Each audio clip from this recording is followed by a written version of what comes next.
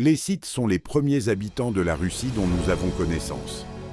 Ils peuplaient le nord de l'Asie et l'est de l'Europe, et depuis les temps les plus lointains, ils renversaient fréquemment les trônes de l'Asie du Sud, pénétrant à une occasion jusqu'en Égypte, où, avant les jours des pharaons, ils fondèrent une dynastie appelée les Hyksos, ou rois bergers. Dans le 5e livre des Chroniques de Bérose, le Chaldéen, cet écrivain ancien nous informe que Nimrod envoya à Cyrus, Médus, Moscus et Magog fonder des colonies dans diverses parties de l'Asie et de l'Europe,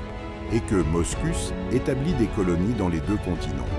Ce récit a donné lieu à la supposition que Moscus est venu en Scythie européenne et que de lui le fleuve Moscova a reçu son nom, tandis qu'Assyrius était le père des Assyriens, Médus des Mèdes et Magog des Scythes orientaux ou Tartares.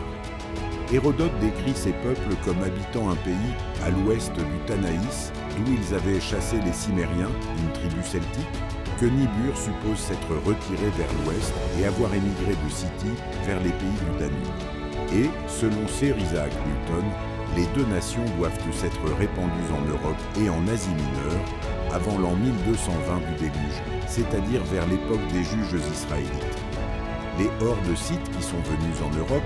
avaient été expulsées de l'est du Caspien par les Massagètes, une autre de leurs tribus, qui avait été dépossédée de leur propre pays par Ninus, roi d'Assyrie. Et ils semblent avoir entretenu un certain commerce avec les Grecs, comme nous l'apprend l'historien que la caravane de marchands grecs, qui commerçait le long du Tanaïs ou Don, vers les montagnes de l'Oural, était toujours accompagnée de 7 interprètes, parlant autant de langues différentes.